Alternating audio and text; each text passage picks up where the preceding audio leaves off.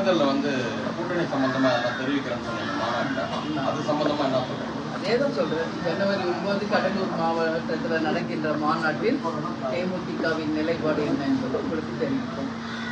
சரிங்களா? அவங்க உட்கட்சி விவகாரங்க, அதை நம்ம ரொம்ப தலையிட முடியாது. அவங்க உட்கட்சி விவகாரம் காலையில இருக்கு தலைமை அலுவலகத்துல நான் பிரஸ் மீட்டை சொல்லிட்டேன். அவங்க உட்கட்சி விவகாரம் அவங்க பேச ஒரு முடிவு வரட்டும், அதுக்கப்புறம் என் கருத்து சொல்லுவேன். சரிங்களா? அப்புறம் இந்த ஒரு செய்தி நீங்க யாரும் கேட்க மாட்டீங்க. கேப்டனுடைய பென்ஷன் தொகை 15,000 நாம வந்து அப்ளை பண்ணி வாங்குறோம் அப்படின்னு புதுசா ஒரு நியூஸை வந்து ஸ்ப்ரெட் பண்ணிட்டு இருக்காங்க பிரஸ் மீட்.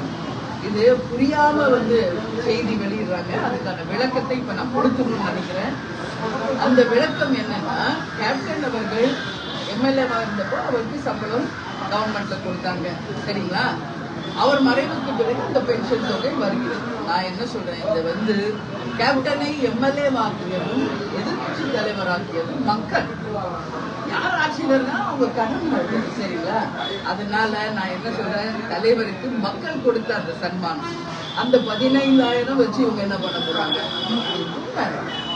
அப்படி இதை வந்து இட்டுக்கட்டி பேசுபவர்கள், இதுவரைக்கும் கேப்டன் எவ்வளோ நல்ல உதவிகள் செய்றீங்க, அதை பத்தி பேச மாட்டேங்கிறீங்க. சரி, கேப்டன் மறைவுக்கு பிறகு 1.5 வருஷம் ஆச்சு. இன்னைக்கு வரைக்கும் தலைமை அலுவலகத்தில் தினந்தோறும் 3,000 4,000 பேர் உணவளிக்கிறீங்க, அதை பத்தி யாரும் பேச மாட்டேங்கிறீங்க. இந்த பிறந்த நாள் தலைவர் சொன்ன அதே வழியில லட்சக்கணக்கான ரூபாய் வந்து உதவி வழங்கி இருக்கிறோம். எம்ஜிஆர் ஸ்கூலுக்கு வழங்கி இருக்கோம். தமிழ் சங்கத்திற்கு இது வரைக்கும் ஆட்சியில போய் கவர்மெண்ட்ல ஆட்சியில உட்கார்ந்தவங்க கூட டெல்லி தமிழ் சங்கத்துக்கு தந்தது கிடையாது. தமிழ் என்று பேசுபவர்கள் கேபினெட் மினிஸ்டர்ஸா எம்பிக்களாக டெல்லிக்கு போனா கூட ₹1 தமிழ் சங்கத்துக்கு கொடுக்கல. நாங்க தலைவர் எங்களுக்கு சொன்னது பிரகாரம் தமிழ் சங்கத்துக்கு 1 லட்சம் படிப்பு உதவிக்கு கொடுத்து எவ்வளவு பேருக்கு உதவியா இருக்கு. இதையெல்லாம் யாருமே பேச மாட்டேங்கிறாங்க. இந்த 15,000 ஏன் வாங்குறாங்க? நான் ஒண்ணு சொல்றேங்க, இது இன்னைக்கு இல்ல, கேப்டன் மறைந்ததுல இருந்து வருதுங்க. 1 வருஷம் கழிச்சு இப்ப ஏன் அதை பூதாகரமாக்குறாங்கன்னு தெரியல.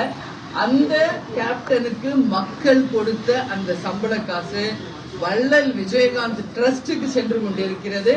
அதன் மூலம் பல்வேறு ஏழை மக்களுக்கு எங்களால உதவி செய்ய முடியும். அதனால புரியாம தெரியாம யாரும் வந்து தவறாக ஒரு செய்தியை பரப்ப வேண்டாம் நான் சொல்றேன். அதனால 15,000 ஒரு காசான்றீங்க உண்மைதான். ஆனா அந்த 15,000 ஒரு 5 குடும்பத்திற்கு ஏழை மக்களுக்கு போய் சேரும். மக்கள் கொடுத்த காசு அது கேப்டனுக்கு மக்களுக்கே போய் சேரட்டும்னு நான் சொல்றேன்.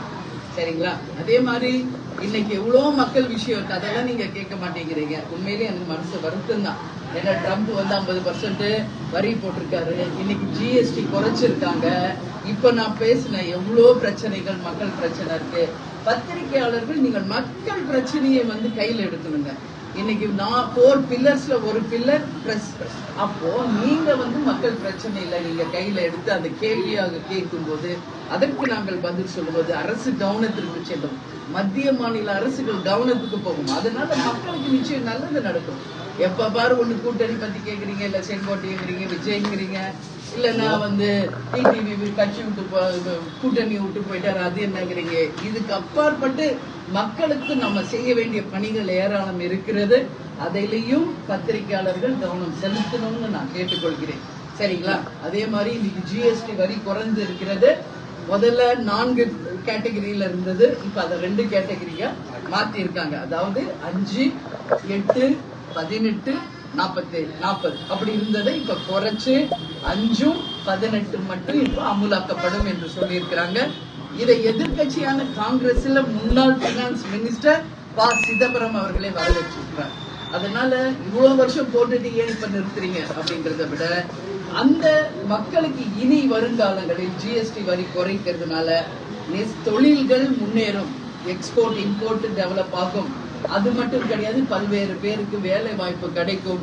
எனவே தேமுதிக சார்பாக நிச்சயமாக இந்த ஜிஎஸ்டி வரி குறைப்பை மனதார ஏற்றுக்கொள்கிறோம். மத்திய அரசுக்கு எங்கள் பாராட்டுகளை தெரிவித்துக் கொள்கிறோம். அதே மாதிரி இன்னைக்கு பாருங்க ஒரு விஷயம், இன்னைக்கு ட்ரம்ப் 50% போட்டாரு, இனி அவ்வளவுதான் இந்தியா பொருளாதாரத்துல இன்னைக்கு வீழ்ச்சி அடைய போகுதுன்னு தான் எல்லாரும் பேசினாங்க. பாருங்க அவர் என்ன பண்ணாரு, சைலண்டா போனாரு. என்ன மாநாட்டுல கலந்துக்கிட்டாரு. ஜப்பான், சைனா, ரஷ்யா மற்றும் எல்லாரையும் ஒன்னாக இணைத்து இன்றைக்கு நம்மளுடைய இந்தியாவின் பொருளாதாரத்தை மீண்டும் உயர்த்தி அமெரிக்காவை மட்டும் டிபெண்ட் பண்ணாம, பாகிஸ்தானை மட்டும் டிபெண்ட் பண்ணாம, நீங்க இல்லைனாலும் எங்க மக்களை நாங்கள் பொருளாதார ரீதியாக அவர்களை உயர்த்த முடியும் என்பதை மோடிஜி அவர்கள் மேஜிக் செய்து அத்தனை மக்களுக்கும் நல்லது செய்திருக்கிறார். அதனால அதையும் நாங்கள் வரவேற்கிறோம் என்பதை இந்த நேரத்தில் தெரிவிச்சுக்கிறேன். எனவே நாட்டுக்கும் மக்களுக்கும் நல்லது செய்பவர்களுக்கு அனைவருமே பாராட்டுங்க, தப்பு ஒண்ணும் கிடையாது. நெகட்டிவ் மட்டும் எல்லாரும் பேசுறாங்க, அவ்வளவுதான் இனி பொருளாதாரம் முடிஞ்சிச்சு, இனி அவ்வளவுதான், ட்ரம்ப் எதிர்த்தது தப்பு தப்புன்னு. இன்னைக்கு செக் பாயிண்ட் வச்சாருல்ல, மீதி மாபெரும் வல்லரசு நாடுகளை இன்னைக்கு இந்தியாவின் நட்புறவு நாடாக மாற்றி அமெரிக்கா தான் வல்லரசுன்றது கிடையாது. இனி பாருங்க, வருங்காலத்தில் இந்தியா நிச்சயம் வல்லரசாக நிச்சயமாக மாறும். கேப்டனோட படம் டைட்டில் மட்டும் வல்லரசுல, அதுக்கான சாத்தியங்கள் அதிகமாக இருக்கிறது. எனவே மத்திய அரசுக்கும் மோடிஜி அவர்களுக்கும் தேமுதிக சார்பாக எங்களுடைய வாழ்த்துக்களை பாராட்டுகளை தெரிவித்துக் கொள்கிறோம். மேடம், வெளிநாட்டு பயணம் முதலமைச்சர் வெளிநாட்டு பயணம் தொழில் முனைவர்களை ஈடுபடுறதா சொல்றாங்க. இளைஞர்களுக்கு வேலை வாய்ப்பு அதிகமா இருக்குன்றாங்க. அதை பத்தி என்ன? இதுக்கும் நான் ஏற்கனவே பதில் சொல்லிட்டேங்க. ஏற்கனவே பல்வேறு நாடுகளுக்கு அவர் சென்று இருக்கிறார். நம்ம அதையுமே நெகட்டிவாவே பார்க்க வேணாம். அவர் சொல்லியிருக்காரு, இன்னைக்கு பல்வேறு தொழிலை கொண்டு வருவோம், வேலை வாய்ப்பை தருவோம்னு. பொறுத்திருந்து பார்ப்போம், சரிங்களா? ஏற்கனவே பல்வேறு நாடுக்கு போனாரு. இது வரைக்கும் எவ்வளவு பேருக்கு வேலை, என்ன இண்டஸ்ட்ரீஸ் வந்துச்சுன்றது ஒரு பெரிய கேள்விக்குறி. அதுக்குதான் இன்னைக்கு எதிர்கட்சிகள்லாம் வெள்ளை அறிக்கை வேணும்னு கேட்கிறாங்க. அதனால முதல்வர் தான் இதுக்கு பதில் சொல்லணும். போயிட்டு நல்லபடியாக திரும்பி வரட்டும், வாழ்த்துக்கள். ஆனா அவர் சொன்ன பிரகாரம் நம்ம தமிழ்நாட்டுக்கும் தமிழக இளைஞர்களுக்கும் நல்லது நடக்கும். அதான் நான் கேட்டுக்கிறேன். உங்க பிரஸ் மீட் மூலியமாக இன்னைக்கு மிலாது நபி, தமிழ்நாடுல உலகம் முழுவதும் மிலாது நபி, நபிகள் நாயகத்தின் பிறந்த நாளை கொண்டாடும் அனைத்து இஸ்லாமிய சகோதர சகோதரிகளுக்கு தேமுதிக சார்பாக நாங்கள் மிலாது நபி வாழ்த்துக்களை தெரிவிச்சுக்கிறோம். நம்மளுடைய சுதந்திர போராட்ட தியாகி வ.உ.சி.